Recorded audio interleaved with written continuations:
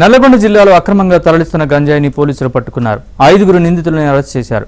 వారి వద్ద నుంచి ₹1,00,000 విలువ చేసే గంజాయి, 2 కత్తులు, 3 సెల్ ఫోన్లు, బైక్ స్వాధీనం చేసుకున్నారు.